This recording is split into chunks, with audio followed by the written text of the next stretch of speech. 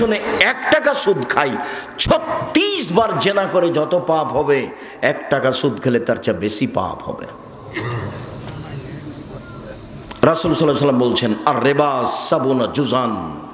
আয়েশা রাদিয়াল্লাহু আনহা মাহু, সুদের পাপের 70টি ভাগ রয়েছে, ছোট থেকে বড়, বড় থেকে ছোট।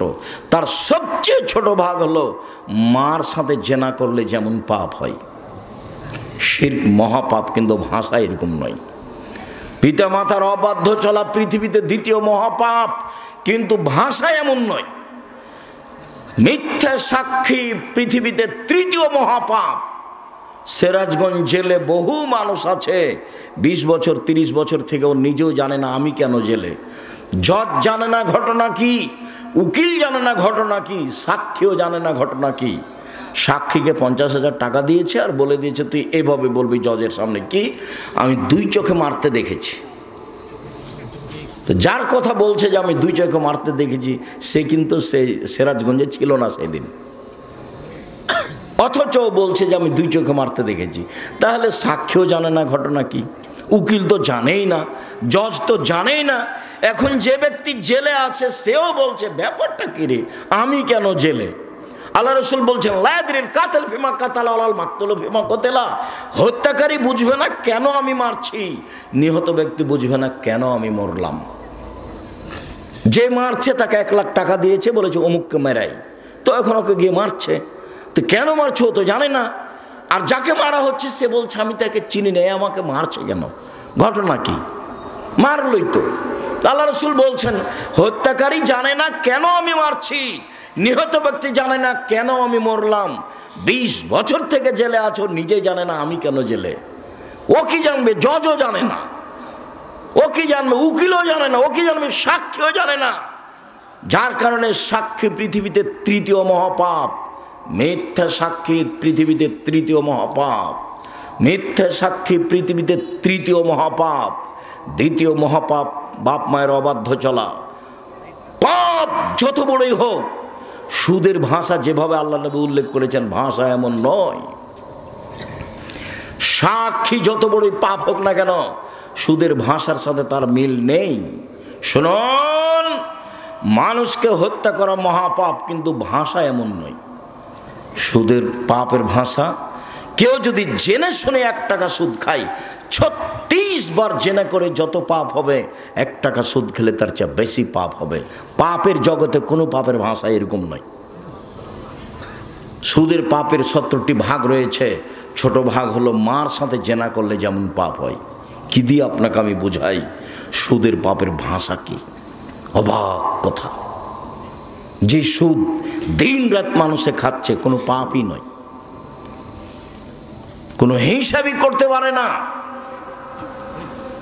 সম্মানিত দিনী ভাই বোন, সুদের আলোচনায় লম্বা আলোচনা জেনে নেবেন। এখানে বলছি সুদ যত বড়ই পাপ হোক না কেন, কোটি কোটি টাকা সুদ খেয়েছে, আজকে বলছে আল্লাহ আমি সুদের লেনদেন বন্ধ করলাম, জিন্দেগিতে আর কোনোদিন সুদের সাথে সম্পৃক্ত থাকবো না, আমি তোমার সাথে ওয়াদাবদ্ধ, তুমি আমাকে মাফ করো, ইনশাল্লাহ সব পাপ ক্ষমা হয়ে যাবে। কিন্তু আপনি কারো বদনাম করেছেন, আল্লাহকে বলেন তো এখন। এই জন্য আমি যখনই বক্তব্য দিয়েছি তখন বলেছি 4টা জিনিস মনে রাখবেন। 1, 5 ওয়াক্ত সালাত, 2, হালাল রুজি, 3, কোরআন তেলাওয়াত, 4, আড্ডা পিটা নিষেধ। আড্ডা পিটা 2 ধরনের। একটা দোকানে বসে ঘন্টার ঘন্টা গল্প করছেন, কার কথা যে কি বলছেন ধোলায় অন্ধকার। ওদিকে ল্যাংটা মেয়ে নাচছে আর এদিকে আপনি বসে আছেন আর একজনের বদনাম করছেন। আর একটা হলো মোবাইল নিয়ে ঘন্টার ঘন্টা ল্যাংটা মেয়ে দেখায়, হলো আড্ডা পিটা। এইসব আড্ডা পিটা একেবারেই হারাম। আড্ডা পিটা টোটালি হারাম। আড্ডা পিটা চিরদিনের জন্য হারাম। একরাহুল কালামাবাদ, এই ছেলে তোমরা দাঁড়িয়ে কেন? যদি জায়গা না থাকে বসার সেটা ভিন্ন কথা। আপনারা যারা দাঁড়িয়ে আছেন দয়া করে বসে কিছুক্ষণ কথা শোনেন। আপনার বিরক্তির আগে আমরা কথা শেষ করব ইনশাআল্লাহ। যারা সামনে বসে আছেন বসে থাকা দেখে ভালো। এই তুমি দাঁড়িয়ে আছো কেন? ওখানে কি করছো তুমি? মানুষের তোমার দাঁড়িয়ে থাকাতে কষ্ট পাচ্ছে, এটা বুঝতে চাও না তুমি? বাস তুমি মেশিন ঠিক করেছো, প্রথমে 1 মিনিট ঠিক করে তুমি বসে থাকো। রাসূল সাল্লাল্লাহু আলাইহি ওয়াসাল্লাম যখন কথা বলতেন তখন সাহাবীগণকে বসতে বলতেন, এইটাও সুন্নাত। কি করবে এভাবে মারামারি করে, দাপট দেখে, ক্ষমতা দেখে, মানুষকে অপমান করে, মানুষকে জেল হাজতে দিয়ে কি করবা? মরলেই জাহান্নাম। যারা দাপট দেখাচ্ছে, যারা ক্ষমতা দেখাচ্ছে, যারা মানুষকে অপমান করছে, যারা মানুষকে জেল হাজতে দিচ্ছে, এদের মরার পরই জাহান্নাম। ও হলো জালেম। আর জুলুম খুব কঠিন জিনিস, বিচারও পরে হবে। যারা যাকাত দেয় না তাদের বিচার পরে হবে কেন? ওরাও জালেম। কিভাবে জালেম হলো ওরা? ওরা ফকির মিসকিনের প্রতি জুলুম করেছে, ফকির মিসকিনের হক দেয়নি। ধনী মানুষ কার টাকা মেরে খেয়েছে? ফকির মিসকিনের। যেহেতু ধনী মানুষ ফকির মিসকিনের টাকা মেরে খেয়েছে, কাজে ও জালেম। এখন আর বিচার পরে হবে। আল্লাহ রাসূল বলছেন তার বিচার পরে হবে। হাত্তা ইউকযাবানা নাস, সব মানুষের যখন বিচার হয়ে যাবে তখন ধনী মানুষের বিচার হবে। কিভাবে যে হবে আল্লাহই ভালো জানে। তো বুঝাতে হবে কঠিন, সব টাকা বুঝাতে হবে কিভাবে আয় হয়েছে, সবটাই বুঝাতে হবে কিভাবে ব্যয় হয়েছে। এই ছেলে শোনো, টাকা ইনকাম করবা ব্যবসা করে, উপার্জনের 4টা পথ। একটা দিন মজুরি, সন্ধ্যায় টাকা শেষ। একটা চাকরি, 25 দিনে টাকা শেষ প্রায়। আর একটা হলো জমি চাষ, সমান সময় না হয় লস, সমান সমান না হয় লস। 4 ব্যবসা। রাসূল সাল্লাল্লাহু আলাইহি ওয়াসাল্লাম বলছেন সত্যবাদী বিশ্বস্ত ব্যবসায়ীরা নবীগণের সাথে জান্নাতে থাকবেন। কি আবার অবাক কথা! আল্লাহ রাসূল বলেছেন 2টা মেয়ে লালন পালন করে নবীর সাথে থাকা যায় এভাবে। তখন বাপ মনে করেছে যে আমার তো 2টা মেয়ে, তো আমি বিবাহ শাদী দিয়ে দিয়েছি, 2টা কেন, আমার 5টা মেয়ে। বাপও খুব খুশি। কিন্তু আল্লাহ রাসূল যে এইভাবে বলেননি। আল্লাহ রাসূল বলেছেন ফাআল্লামাহুন্না, মেয়েকে বিদ্যা শিখিয়ে দিল। 2 আদাবাহুন্না, তাকে শিষ্টাচার শিখিয়ে দিল।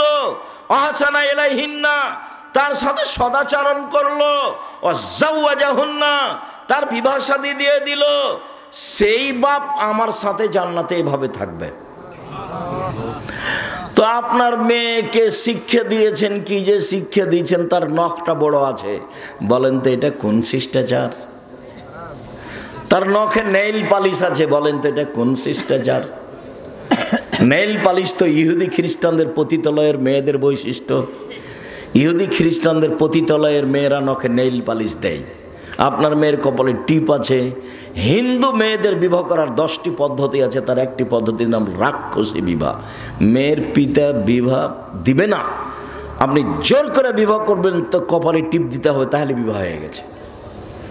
সেই টিপ এসেছে হিন্দুদের পক্ষ থেকে। বলেন আপনি মেয়েকে কি শিষ্টাচার শিখালেন? আপনার মেয়ে পরচুলা ব্যবহার করে বড় খোপা দেখাই, বলেন কি শিষ্টাচার শিখালেন? ভুরু তোলে চিকন করে রেখেছে, এইটা কি শিষ্টাচার? দাঁত ছিলে ফাঁকা ফাঁকা খোলা খোলা করে রেখেছে, এইটাই কি শিষ্টাচার? উঁচু স্যান্ডেল পরে নিজেকে লম্বা দেখাই, এইটাই কি শিষ্টাচার? ব্রেসের পরে নিজেকে যুবতী দেখাই, এটাই কি শিষ্টাচার? সামনের চুল ছোট করে রেখেছে, এটাই কি শিষ্টাচার? আস্কারা মাস্কারা কি কি মুখে লাগিয়ে ভ্যানে ঘুরছে, ভ্যানে চড়ে। ভ্যানওয়ালা কি স্বামী? রিক্সাওয়ালা কি স্বামী? সেভাবে ওভাবে ঘুরছে, এটাই কি শিষ্টাচার? ভ্যানিটি ব্যাগ নিয়ে সিরাজগঞ্জ বাজারে চলে গেছে, এটাই কি শিষ্টাচার? কোনটা শিষ্টাচার? আল্লাহ রাসূল বলছেন যে ওই পিতা আমার সাথে জান্নাতে থাকবে যে পিতা মেয়েকে বিদ্যা শিখিয়ে দিল, 1, 2 শিষ্টাচার শিখিয়ে দিল, 3 ভালো আচরণ করলো, 4 বিবাহ শাদী দিয়ে দিল। সেই পিতা আমার সাথে জান্নাতে এভাবে থাকবে।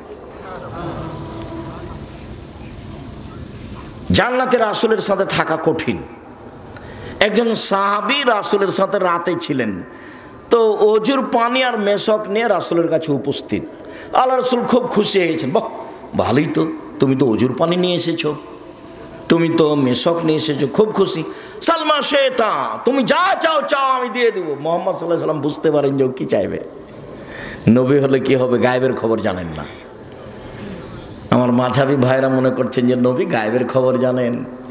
পাশের একটা লোক, পাশে বউ ঘুমাননি, এমনি ভান করে শুয়ে আছেন, আয়েশা রাদিয়াল্লাহু তাআলা আনহা। আর রাসূল মনে করছেন যে আয়েশা ঘুমিয়ে গেছে, অথচ আয়েশা বলছে যে আমি ভান করে ঘুমিয়ে আছি। ভান করে ঘুমা বুঝেন না? ভান করে ঘুমিয়ে আছি। দেখি মুহাম্মদ সাল্লাল্লাহু আলাইহি ওয়াসাল্লাম কি করেন, কোথায় উঠে যান। দেখলাম ধীরে উঠলেন, ধীরে জুতা স্যান্ডেল পায়ে দিলেন, কাপড় গায়ে দিলেন, ধীরে দরজাটা খুললেন, আমি যেন জানতে না পারি। দরজাটা খুলে বের হলেন, বাহির থেকে দরজাটা টেনে বন্ধ করে দিলেন, চলে গেলেন। আমিও উঠলাম, দেখি কি কোথায় যান। আসলে আল্লাহ রাসূল কোথায় যাচ্ছেন এটা আয়েশার মৌলিক খেয়াল হলো, আমাকে বাদ দিয়ে এ রাতে আবার কোনো স্ত্রীর কাছে যান নাকি, এটা হলো আয়েশার খেয়াল। আর আল্লাহ রাসূল যাচ্ছেন মরা মানুষের জন্য ক্ষমা চাইতে, কবরস্থানে বাকিউল গারকাদে যাবেন। জান্নাতুল বাকি তার নাম নয়, তার নাম হচ্ছে বাকিউল গারকাদ। ভারত, বাংলাদেশ, পাকিস্তানের নাম দিয়েছে জিন পাহাড়, আর জান্নাতুল বাকি কবরস্থানের নাম দিয়েছে জান্নাতুল বাকি, নাম বাকিউল গারকাদ। তো এবার উঠে দেখছেন, দেখি কোথায়, ওই যে কবরস্থানে 100 গজ দূরে হবে, এবার পাশেই মসজিদে নববীর সাথে কবরস্থান। ওই যে হাত তুলে দোয়া করলেন, 1 বার 2 বার 3 বার হাত তুলে দোয়া করলেন। তারপরে হাঁটতে লাগলেন ফিরে, আমিও ঘুরে হাঁটতে লাগলাম। দেখলাম জোরে হাঁটলেন, আমিও জোরে হাঁটলাম। দেখলাম একটু দৌড়াচ্ছে, আমিও জোরে দৌড়াচ্ছি। আমি আগেই বিছানে চলে এসেছি। আমি যখন আগেই বিছানে চলে এসেছি, আমার পাশে এসে বলছেন, কি খবর আয়েশা, হাঁপাচ্ছ কেন? তখন আমি বললাম যে আমি তো মিথ্যে কথা বললে জিবরাইল আপনাকে বলে দিবে, আসলে আমি পরীক্ষা করছিলাম আপনি যান কোথায়। তো দেখলাম এই হাদিস মুসলিম। সম্মানিত দিনী ভাই বোন, কথা প্রসঙ্গে কথায় এসে সেই জন্য বলছিলাম পাপের জগতে বড় পাপ মানুষের বদনাম, গীবাত, কিন্তু মানুষের সাথে জড়িত পাপ। জেনা মহাপাপ। রাসূল সাল্লাল্লাহু আলাইহি